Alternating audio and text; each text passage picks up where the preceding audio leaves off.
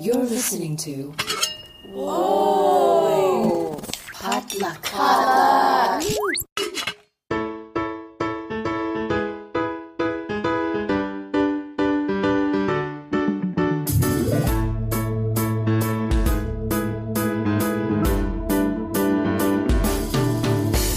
And welcome to Books and Boba, a book club and podcast featuring books by Asian and Asian American authors. My name is Marvin Yue. And I'm Rira Yu. And we are here today with an author chat with Trinity Nguyen about her debut novel, A Bang Mi for Two, a sweet sapphic romance about two foodies in love. As always, Books and Boba is supported in part by our listeners over at Patreon. So if you'd like to become a bigger part of our book club, as well as gain access to our members-only Discord server and monthly bonus podcasts, head on over to patreon.com/booksandboba and become a member. Yeah, we had a wonderful talk with Trinity about Vietnamese food as a diasporan going back to the motherland, and about how food has history and how history can be told through dishes. So it was a really fun conversation, and I hope you guys enjoy it. Yeah, so without further ado, here is our conversation with Trinity.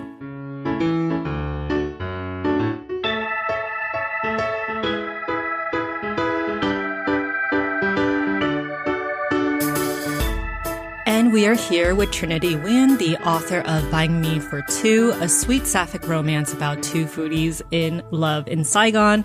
Welcome to the show, Trinity. We're so thrilled to have you on the show. Yay, thank you. So I wanted to start this episode with an icebreaker. Before we started recording, you asked us what our go-to boba order is. Well, my question to you is, what is your go-to Vietnamese comfort food? Oh my God, this is such a hard question. Okay, there's a lot of people on the internet, especially like Vietnamese diaspora, that absolutely hates this meal, but I love bitter melon soup, like stuffed gourd bitter melon. You know exactly what I'm talking about, Marvin. There's a Chinese version too, and it's nasty. Yeah, I don't know. I feel like my dad kind of like reverse psychology me into liking it, because growing up, whenever like I'm sick or like I'm unhappy, he'd be like, eat this. Like the food is supposed to like make your sorrows go away. So, as a kid, you're like, oh my God, magic. So like I ate a lot of it. And so now like whenever like I'm home, or like my parents are like cooking, I'm like, can I have this? And they'd be like, why? I'm like, I don't know. Maybe I'm like having some bad luck and I need like the bad luck to go away. Yeah. It's definitely one of those. It's like, I feel like it's the Asian version of like okra, which is like, it's a little slimy. The texture is a little slimy. So like, it's definitely hard to get into. But I haven't had the Vietnamese version where you said it was stuffed, because I don't think the Chinese version stuffs it. So it was just all slime. So maybe if there was some meat in there, it might be go down a little better. Yeah, it's like stuffed with like ground pork, wood ear mushroom, and then my parents would add like taro in it, and then they would simmer it for like hours so that it breaks down like, the bitterness. That's cool. You're originally from SoCal, right? I am, yes. I grew up in Garden Grove, California, so little Saigon. I was about to say, if you grew up around SoCal, lots of great Vietnamese places. Some places have been around for like over 2 generations. Yeah. Do you have like a favorite place that you go to whenever you're here? Yes. I mean, I'm obsessed with Alpenlau, which is like the snails, the Vietnamese snails, and like hump hump place. My parents, they're like, oh, it's so expensive. Like they don't give enough food. But whenever I'm down there, I'm always like calling friends up, like, do you want to go? Do you want to go? And I feel like banh mi chick ali is always like a soft spot for me, because I grew up grabbing like banh mi from there, or like just like Vietnamese snacks and like boba before going to church.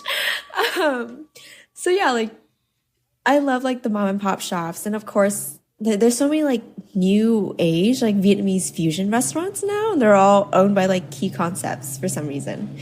Yeah. Yeah, the best part about bami chikali, there was one that was near my. I grew up in San Gabriel, so also amongst all like half of my friends are Vietnamese.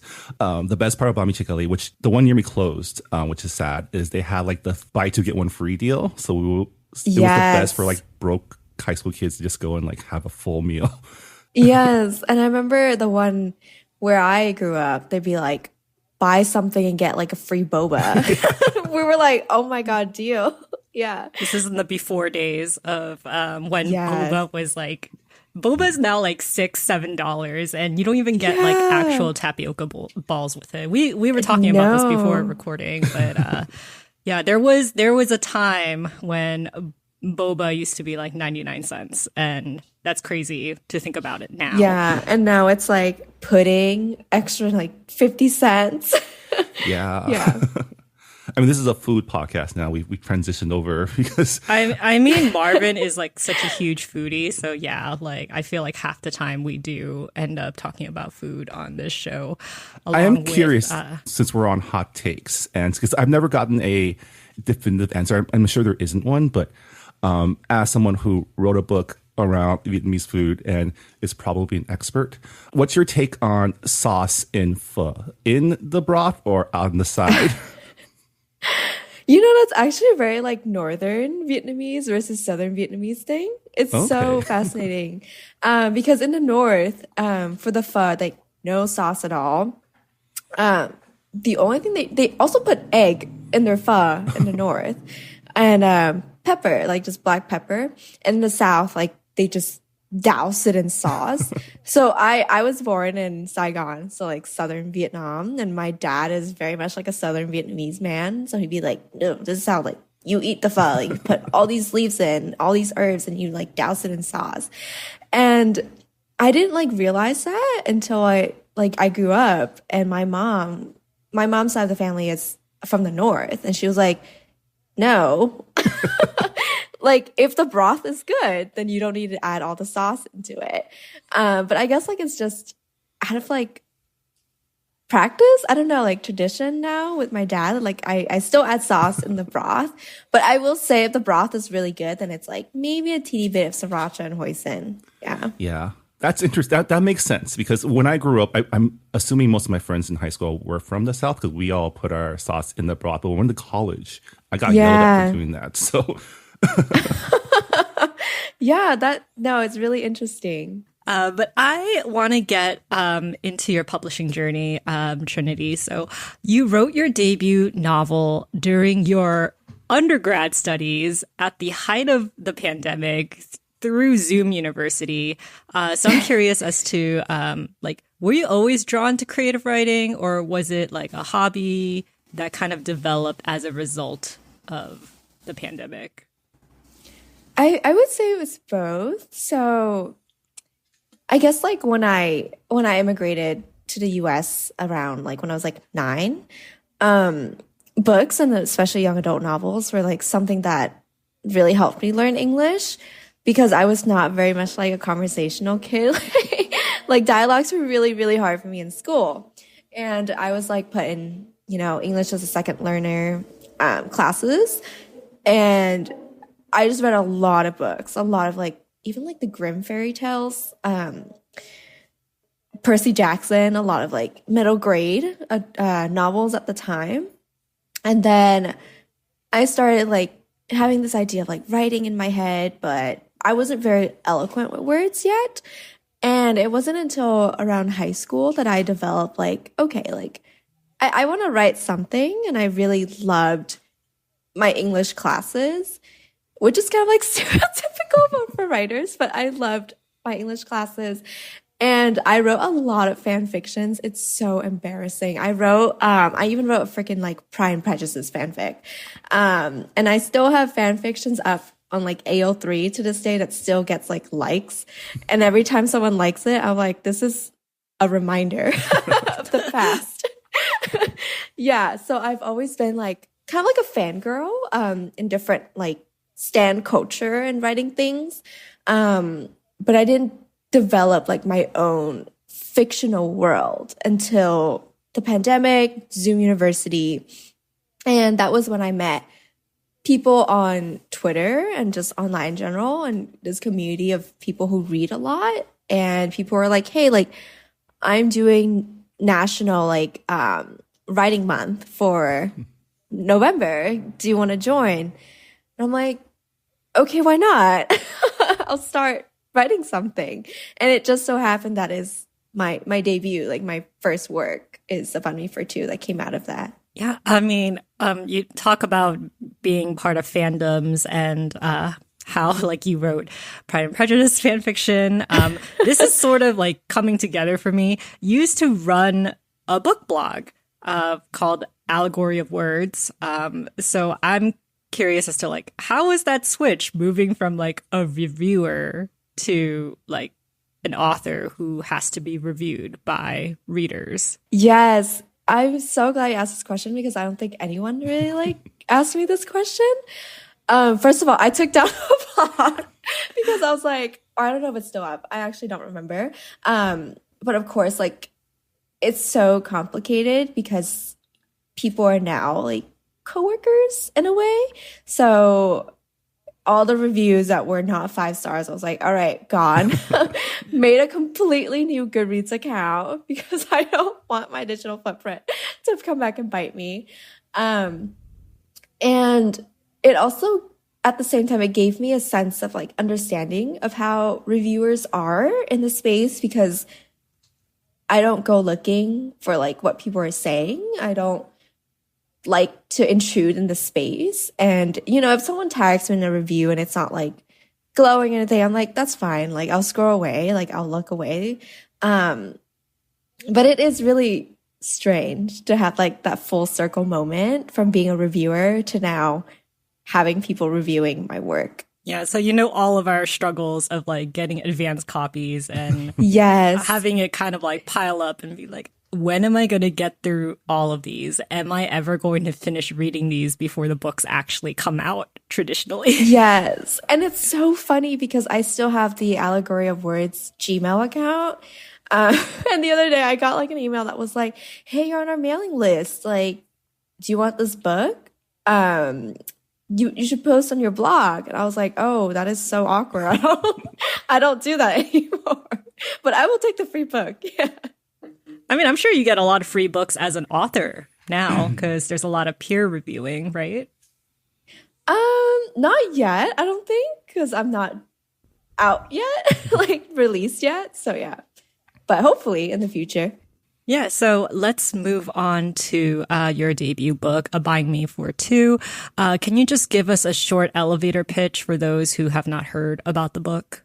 Yes, A Banh Mi for Two is a sapphic foodie romance about two girls finding love in themselves in the city and with each other in the city of Saigon. It follows Vivi, a Vietnamese American student who's faking this study abroad trip to go to Vietnam to really unearth like her mother's history, why she left, why she never took her there, and why Vietnam is kind of like not really a topic within their household. But it also follows a Saigonese local, Lan, who runs a banh mi shop that also just happens to be the banh mi shop right outside Vivi's dorm. And together they meet and they strike a deal together. So Lan is going through this writer's block because her father died. She has a lot of grief that she's holding on to. But there's this like writing contest that she really wants to win, but she can't write. And then Vivi, when she meets Lan, asks her to be her tour guide around Saigon, asks her for help to find her family.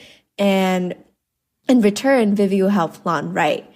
And it's a lot. It's like my love letter to Vietnam and to Saigon in general as a city and also to street food. And I really wanted a sapphic romantic book for young readers. I just have to say, this is not a question. Learning about how Vivi lied to her parents about going on the study abroad program in Singapore, but actually going to Vietnam instead. I was like, oh my God, people can still do that. Like they can lie in this technological age where there's like location tracking and like social media. So I was like really impressed. I was like, oh, okay. Like there's some like photoshopping skills going here. I mean, with like FaceTiming too, I'm just like, oh yeah, like that must be really hard to find a place where, you know, it's quiet enough that like Vietnamese isn't being shouted in the background. Yes, I wanted to make it like kind of like comedic, but also like halfway believable because I know people are like, this is not believable at all. Like, of course her parents would find out, but again, it's fiction. But she is trying, and I wanted to give her that depth of the character that's like, she so fiercely wants to know, and she will do something that's kind of frowned upon to know. Yeah, kids don't follow Vivi's example. Don't go to a foreign country without telling your family. That's a big no-no. I've definitely never done that before. I've definitely done that before. So can you tell us like where the inspiration for your book came from? Like where did the original seed come from? So, fun fact, this book kind of like started out as kind of like a short story. And it started with this very specific scene of Vivi's, what is it? Like dormitory caretaker, like the grandma, the elder. And I wrote that scene first of them sitting around the fire, of like unloading, like unpacking a lot of like history. And it actually came to me during the time of the pandemic where a lot of Vietnamese Americans were kind of like mobilized for the wrong reasons. Like in Little Saigon, they were holding a rally for our past president. And at the same time, it also radicalized a lot of young Vietnamese Americans to do this project of like translating themes and meaningful connections to Black Lives Matter. And it was like a huge movement. And I was like, wow, there's a lot of diaspora, you know, teens and young adults willing to take on this project, take on this torch to educate the elders of our community, but also to learn about their trauma and learn about what they're going through and how intergenerational trauma plays such a huge role in like their politics and their identity.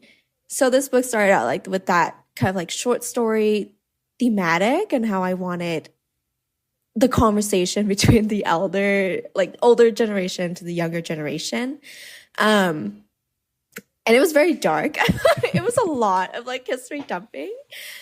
And I was reading a lot of young adults at that time. And what I noticed was like a lot of Vietnamese literature, it's depicted as very like a lot of like war-torn Vietnam, immediate post-war Vietnam, but also a lot of like white soldiers in Vietnam. And there was a lack of like young adult books set in Vietnam, contemporary. And there's even more of a lack in terms of like sapphic romance. So I was like, okay, why not? Like, let me pivot. Let me see what I can do. And it just kind of like came together. I actually wrote the book at first at like Vaughn Vivi Not in Love. I just wanted like two girls like with two different lives, but somehow they kind of like intersect. But then like the romance, like the tenderness, the caring for each other, I think that is such a crucial part about like growing up, but also learning to know about the people that you've never met and learning history together with someone that you care about. So that's how like the story kind of like shaped. Yeah. Yeah. You're not the first author who has talked about writing two characters and then later realizing they just want to kiss. It's like, yes. Now kiss with like two dolls, yes. Like forcing them together. You captured the chaotic beauty of Saigon so beautifully, so vividly. And you said that you were born in Saigon. Are you like personally familiar with the city? Do you go back often? Or did you have to like rely on like Google Maps to like help you describe the city? Yeah, so I actually went back pretty often. So like I said, I immigrated at the age of 9.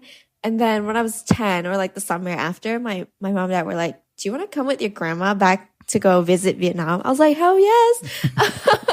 So then I did. And then like every summer afterwards, like we kind of like, each family member kind of like took turn to go back, but I was always like the one tagging along for some reason. I think they needed like a translator at the airport. So I was like the designated, like, I don't know, airport tour guide, I guess. So I went back a lot. And also another fun fact. So back when my family and I used to live in Vietnam, the house next to us was actually a banh mi, like not like a bakery, but I forgot what is the exact word. But they always make like huge batches of like just baguettes and banh mi in general. And one of my aunts in Saigon, she actually sells banh mi. So I just like have this vivid memory of her like in her little like bike, like going past our house and straight to like the oven and like carrying out a bunch of like banh mi's and baguettes so that she's like gonna sell for the day. So I took a lot of that like inspiration while growing up. Like when I wake up, there'd be like fresh smell of like banh mi and baguette and just it smells so good. And then also just like the city and all the summers of being like on motorbikes along with my family. And everything is so accessible in that city. You wake up and you just go downstairs and like you can have like a bao for like breakfast right away. Yeah. There's a scene in your book where the exchange students cross a street for the first time in traffic. And, you know, I grew up going to Taiwan in the summers, and in Taiwan, like mopeds ride on the sidewalk, but for the most part, like, you know, people follow traffic signals. But I guess, you know, as someone who has come back and forth, do you still get anxiety when crossing the street, or are you like locked in while you're there? It's so funny because I actually went back to visit Vietnam this past December, and I was actually also in Taiwan. And I went with my two best friends, and we were like, oh my God, like, can we do this? This is insane, especially when it's like a roundabout. There's just so many motorbikes and also like cabs. No, I am still like a chicken. I'm still a tourist when I go back, except when it's like smaller side streets. And I'm like, okay, I got this. Like I'm a local, but now, like even now I'm like, oh geez, this is really scary. Yeah. It's more like you walk first and everybody else like dodges yes, you. You walk first and you just hope that everyone's gonna move out the way. That requires so much trust and confidence. I don't know if I can do that. Like, yeah, definitely not. Yeah. So like Vivi, many second, third generation like children of immigrants and refugees, they kind of have this longing to know their family history because so much of it is shrouded in mystery and trauma. So I'm curious as to hearing like what hidden truths you kind of excavated while writing this book. Like, have you learned any new things about your family where you're just like, okay, no one talked about this. A new secret unlocked. Yeah, this is such a good question because so unlike Vivi's family, mine talks a lot about Vietnam because we're so like newly like fresh, I guess, like from immigrating from Vietnam.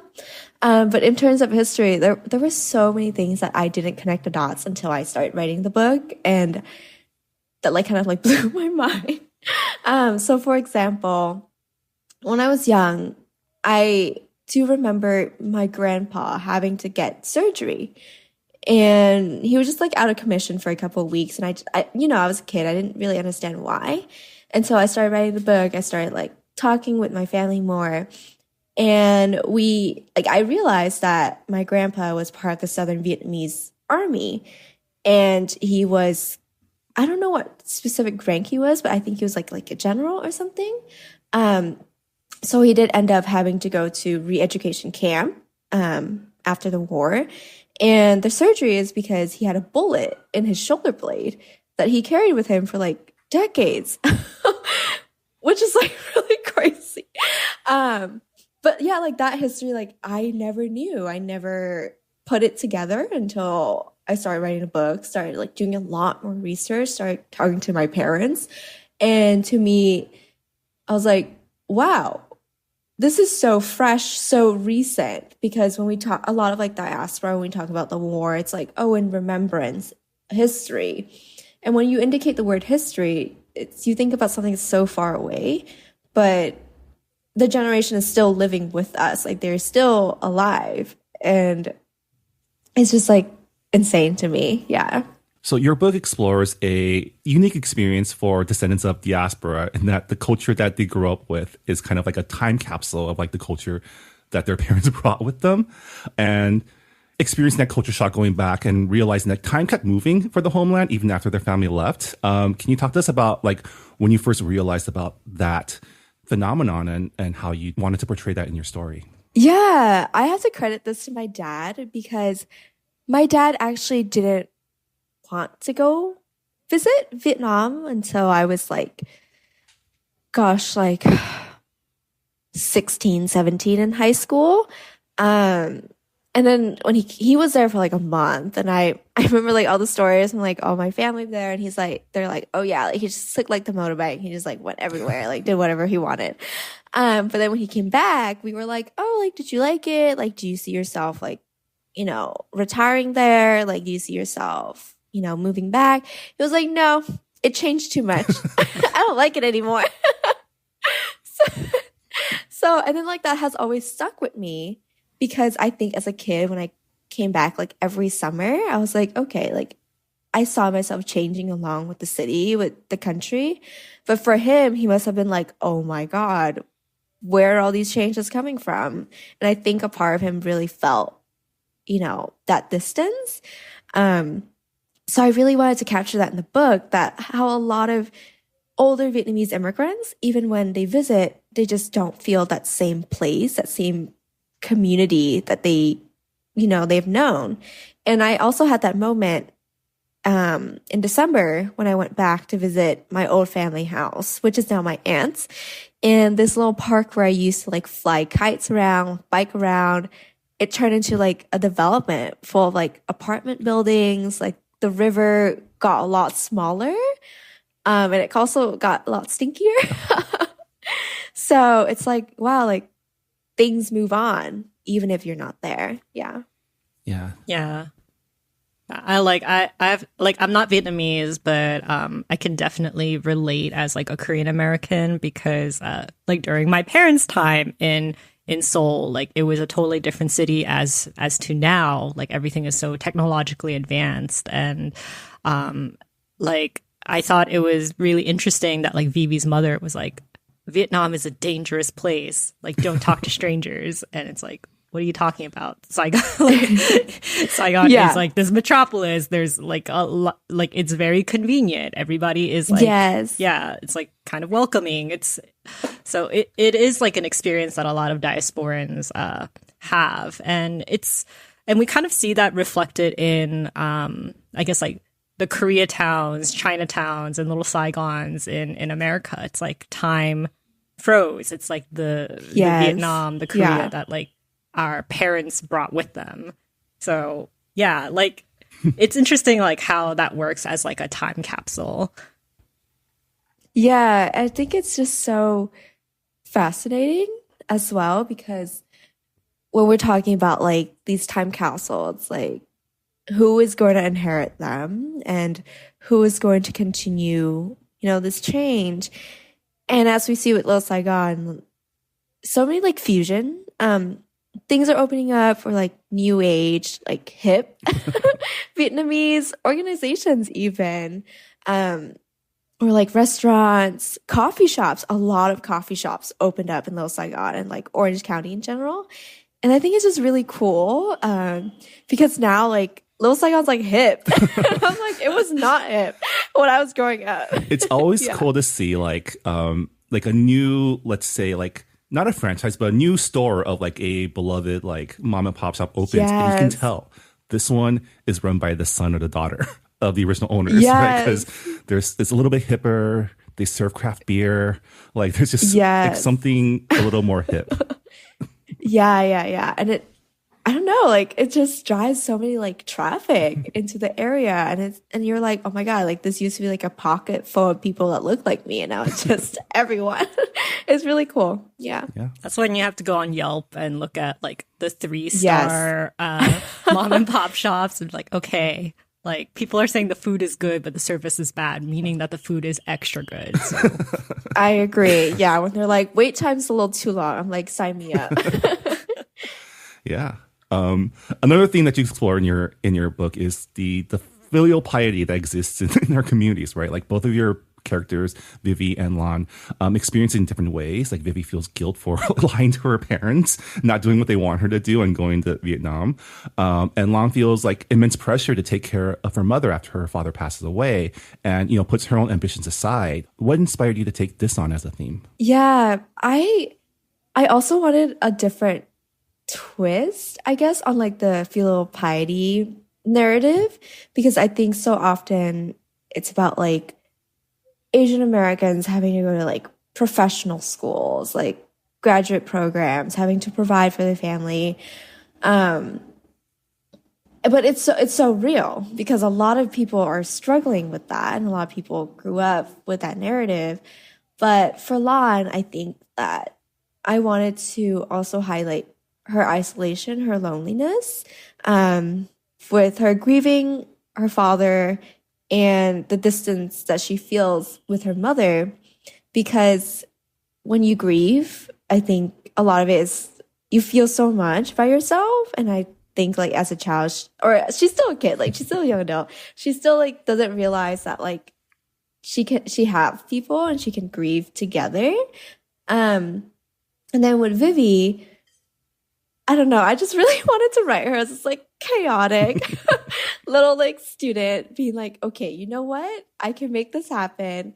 But then she feels so much guilt because she's like, oh my God, am I taking advantage of my family?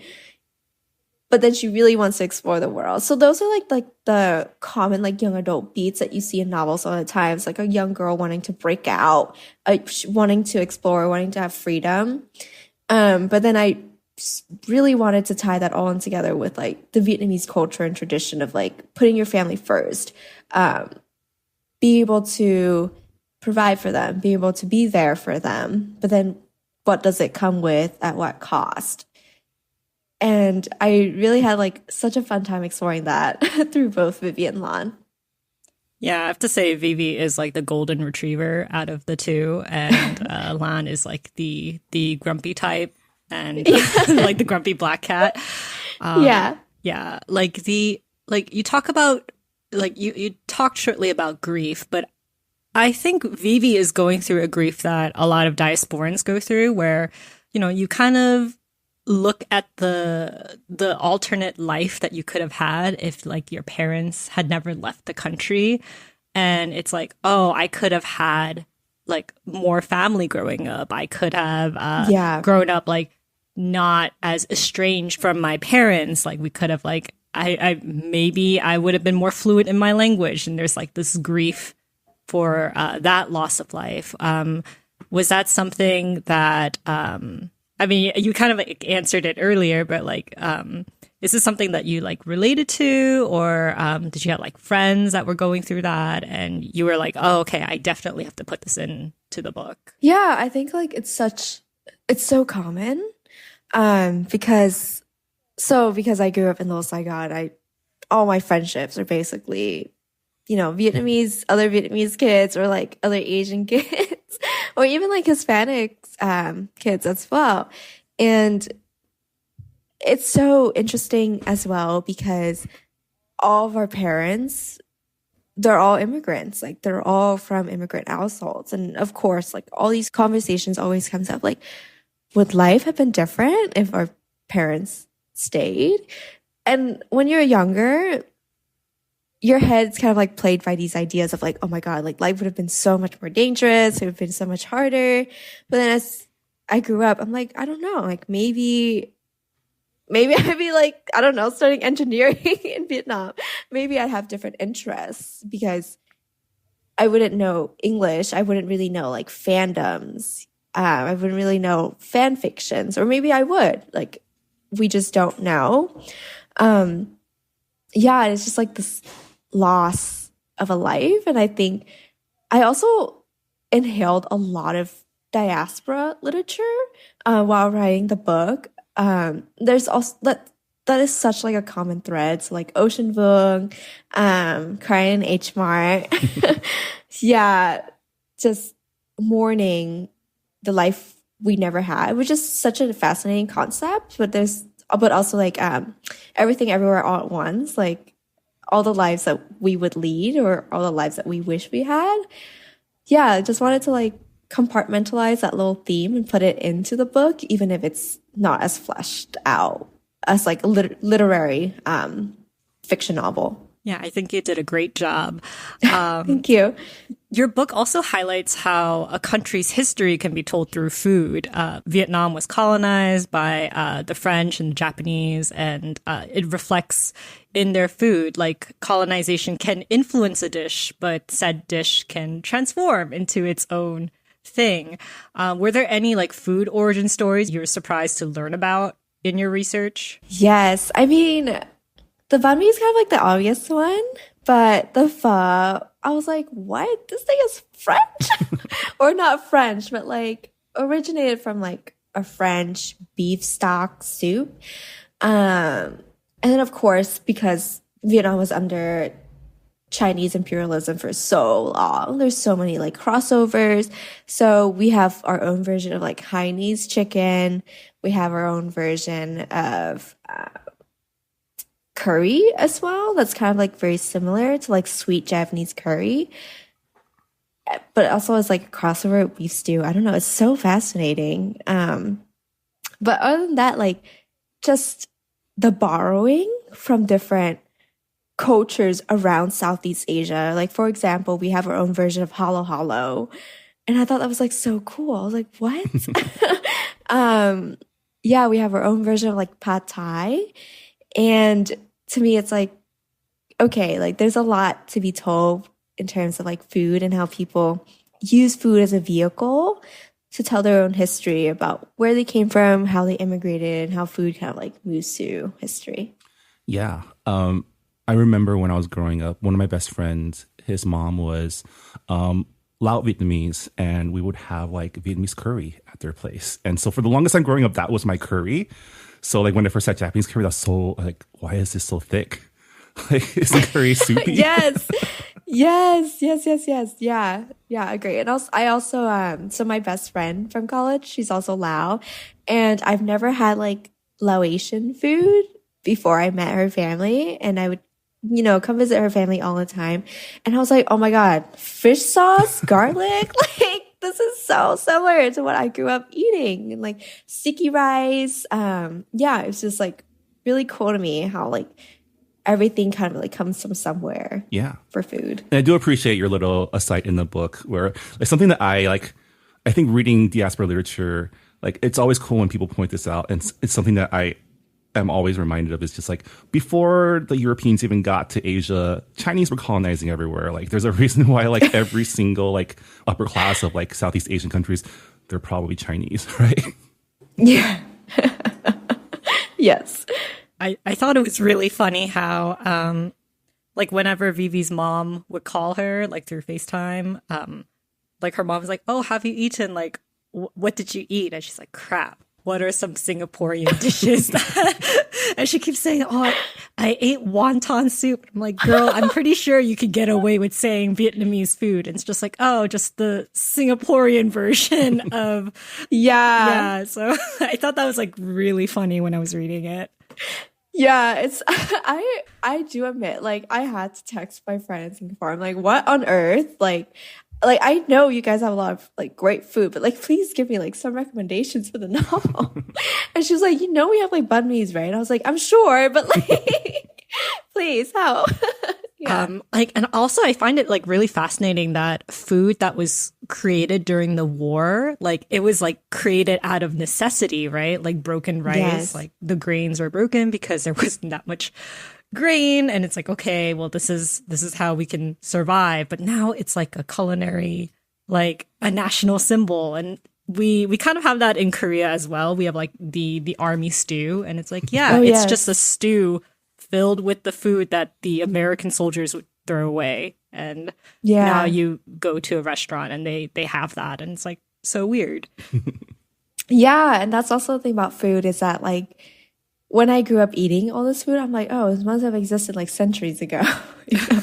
Like kings and queens are probably eating broken rice, but that's not the case. And then when I was doing like research and history, it's like, oh my God, like how did such a food become so popular? And yeah, it's just so cool to me. Yeah. So the characters in your novel have to deal with a couple like entitled bad tourists, and they're usually the white people that travel to Southeast Asia.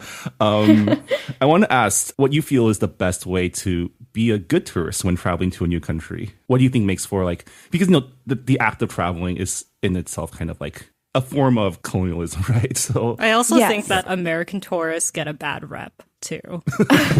I also agree. This is such a good question. I really do think like you just have to spend at least some time walking around and seeing like how vibrant the life there is, and definitely like try to not eat too much at restaurants, I would say. Although I do understand like you have dietary restrictions or if, like, you know, so things like that. But I definitely do make fun of tourists myself when they're like, oh my God, that looks so unsanitary or things like that. It's like, you're fine. yeah. But I think it's, if you're already immersing yourself in a new culture, in a new place, like, why not just try it instead of like, I don't know, like, don't knock it till you try it. Like, I live by that phrase, I guess. Like, when I was in Taiwan, my friend was like, let's get oyster omelets. And I'm like, oh, what is that? Okay, I'm in. And they were really good. Yeah. Yeah. So I guess, like, again, like, just be mindful. Don't be a dick. Don't start questioning like the way of life, the way of the norms and the culture, because there are so many things that Americans do that are so frowned upon in other cultures. Yeah. I think that's good advice to live by. Don't be a dick, just in general. Yeah. Yeah, don't knock Yeah. it until you try it. Yeah. Like speaking of tourists, I mean, there's like Western tourists who are like, you know, they've never been to Asia before, but there's also diasporan tourists who, you know, Yes. they've never been to the motherland before. And I thought it was really fascinating how you have like these two characters who's like Vietnamese American, and you have someone who was born and raised in Saigon, never left. How did you approach writing the POV of Lan? And like, how did you decide like which traits of the city would be viewed as like ordinary in Lan's eyes, but extraordinary in Vivi's? Yeah. So I actually borrow a lot from my cousins and family that live in Vietnam to like really craft Lan's character. I did a lot of Facebook stalking. I'm like, what is my family doing in Saigon? Like, what are they posting? Where do they typically hang out? And who do they hang out with? And a lot of the time, it's like a lot of other students within the same class, because, gosh, it's been such a long time, but your class kind of like stays with you through so many years, and you know the same people, you grow up with the same people, so you tend to become very tight. And it's also people that live within like the same like vicinity of the city together. And then with like my aunts and uncles, like they're coworkers, people they've known for a long time. So I wanted to capture that, because in America it's so different, right? Like everyone's like lives different places. And sometimes you're just not as close of a community. But for Lan, I was like, okay, she needs to also feel jaded about the place that she's growing up in. So that's also another like young adult beat that I wanted to kind of like utilize, because oftentimes like the main character, they grow up in a place, they want to escape, they want to get out. But for me, it's like, what if home is somewhere that you are in right now, but you just haven't realized how jaded you are by the place yet because of some things you're struggling with? And what if home to someone is not something somewhere far away, but somewhere that's like right in front of them? And I wanted to use Lan as like that vehicle to like experience that theme. Like sometimes it's okay to not want to leave. Sometimes it's okay to stay because, you know, it's such a vibrant city. It's where she, you know, grew up around and people that she loves. Yeah. I didn't know this until like recently, but there's something called like American core, and I was just like, what is that? And like I had like a cousin explain it to me, being like, oh yeah, like you guys have like such interesting like very aesthetic things, like your red stop signs and your yellow school buses and the Trader Joe tote bags. And I'm like, those are just daily things. Like, I don't think they're like anything special. And I'm pretty sure they have like things in Korea where I'll be like, what is this? This is so cool. And it's like, that's nothing. That's just tea money. That's just like a transportation bus card or whatever. It is wild how popular these Trader Joe's bags are. Like, oh my gosh, I know. The tiny ones? Yeah. I'm pretty sure there's like a huge secondary market in like, I know Japan is like crazy for like the canvas ones, right? Wow. Yeah. I'm sure like Japanese people are just like, why are people so obsessed with Uniqlo's like overseas? Yeah. Like it's just like a normal store to us. Or like railroad crossings. I feel like whenever someone goes to Japan, they take photos in front of like the railroad crossings because it's very like anime. Yeah. To be fair, if I'm going to buy clothing from a fast casual store, I'm going to buy from the Asian one. That's my vibe. I do love Uniqlo. Yeah. Yeah. I mean, it's so funny because I recently went to London and I was like, oh my God, the buildings are so old and like everything is like, I don't know, very like historic. And then like when I came back, like one of the first things I saw was like this TikToker of a Londoner visiting LA. And they're like, wow, all of the buildings are new and like aesthetically like modern. Everything looks like it's in the movies. And I'm like, wow. It's really strange when you find out that like your home is kind of like this Shangri-La for other people. Yeah, and you like end up thinking like, is the grass really all that green on the other side? I don't know. Yeah. So a recurring question in your book is like, why do we leave the people we love behind? Sometimes it's war, sometimes it's for better opportunities. How did this question help build your character arcs? Yeah, this is such a good question too. Gosh, so it's definitely something that Vivi grapples with because to her, she's like, why did she leave? But she didn't consider like if her mom hadn't left, you know, which she still had been the same person, the same young adult that she is. And then for Lan, with her cousin, Triet, she's like, why did he leave? Why do people leave? And can I leave? And I think like when she's grappling with these questions, or both characters, when they grapple with this question, they're like trying to carve out a place for themselves in history, in their future, and where they want to go. Because I think so oftentimes, like I said, like once again, the young adult beat, it's like the character sets out to do something different and like they're going to be a hero and then they're going to come back to their hometown and save everyone. And I wanted to like just explore that theme of like, oh, leaving, but also what does it mean to also leave memories and the past, and not just leaving physically, but also leaving something that you've been grieving from. So yeah, I had so much fun exploring that and like how these two characters kind of like helped each other with like exploring that. Yeah. I think it's also interesting how Vivi and Lan's mothers kind of treat leaving, because Lan's mother is like, yeah, leave. Like, you don't have to stay and help me with this food stall. Like you should be able to pursue writing. Whereas Vivi's mom's like, don't leave. Stay with me. It's going to be like unsafe out there, even though she's someone who's left a place called home before. Yeah, and for that one, I had a lot of fun because I wanted to like inverse kind of like the stereotypical American stereotype where it's like, oh, the American mother will be like, leave, like spread your wings, like fly high. Whereas Lon's mother is the one that's like, no, like I have my community. You can take care of yourself and I can take care of myself.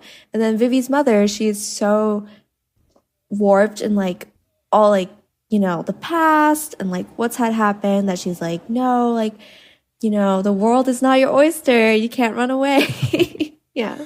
Yeah. I mean, these are all the ways that like generational trauma manifests, right? Like because of Vivi's mom's own personal experiences, she knows the pain of like someone leaving and doesn't want that for their daughter.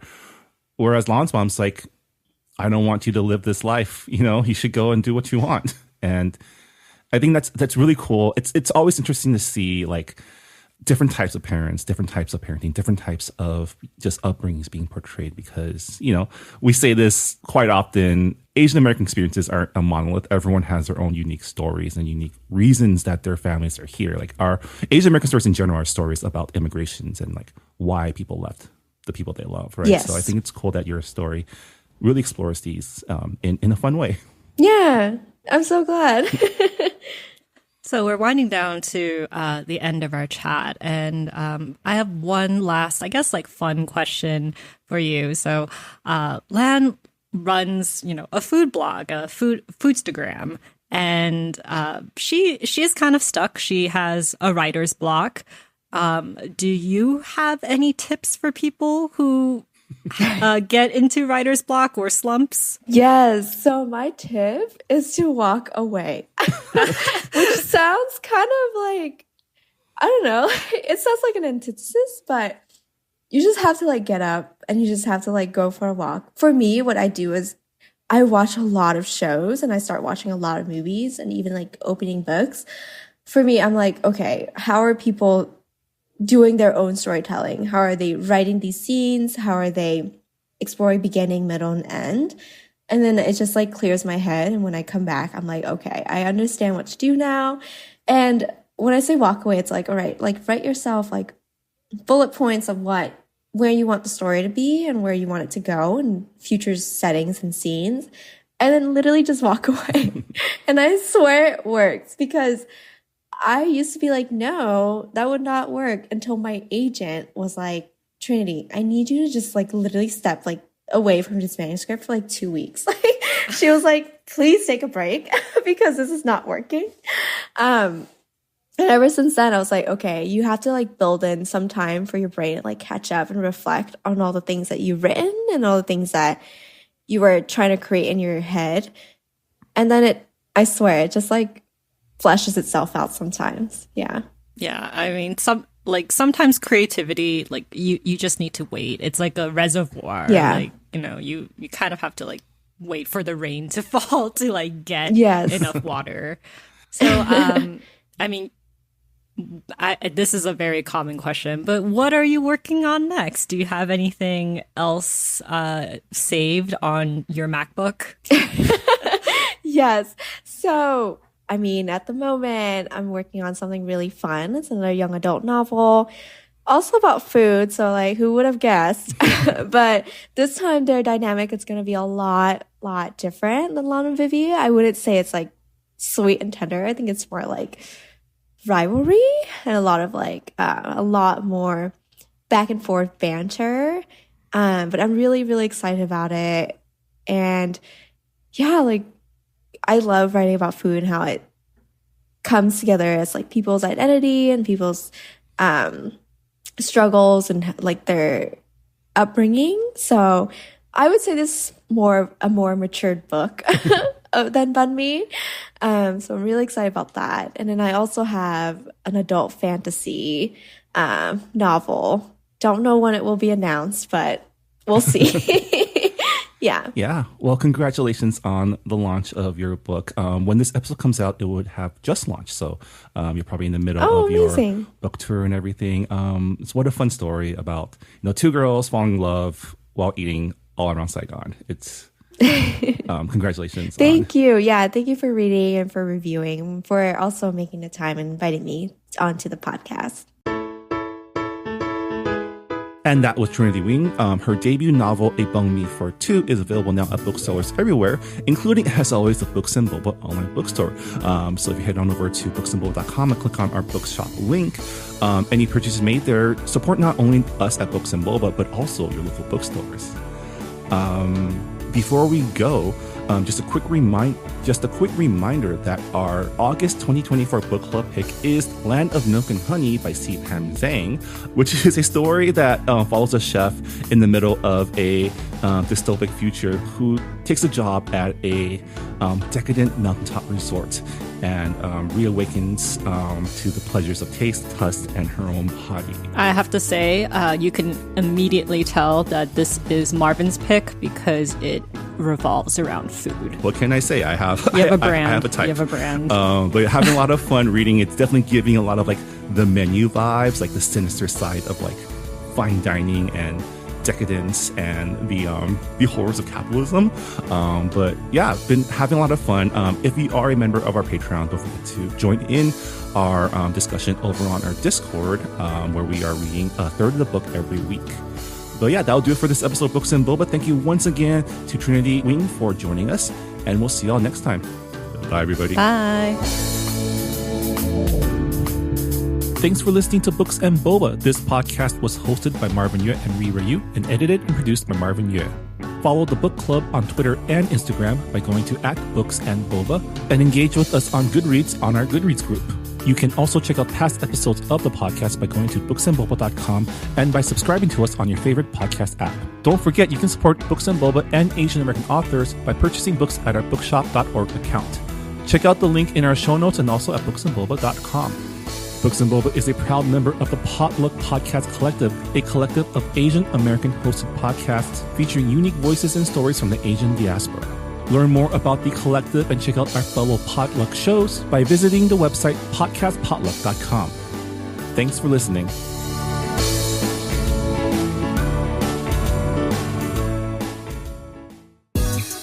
Life gets a little crazy sometimes. Sometimes it's confusing, sometimes it's funny, sometimes it's beautiful, and sometimes it can just piss us off. Enter First of All Podcast. It's a safe space for real conversations about the things that we all struggle with, celebrate, contemplate, and work through in our daily lives. I'm your host, Mindy Chang. I'm an actor, filmmaker, and entrepreneur with a colorful background, a full life, and brilliant friends who I love to unpack life with to share with all of you. They are everyday people like you and me, ranging from award-winning artists, cultural icons, powerful CEOs, my hilarious childhood friends, and even my mom. Tune in for honest conversations on mental health, dating, sex, family, career, culture, and everything in between. Listen to First of All wherever you find podcasts, part of the Potluck Podcast Collective.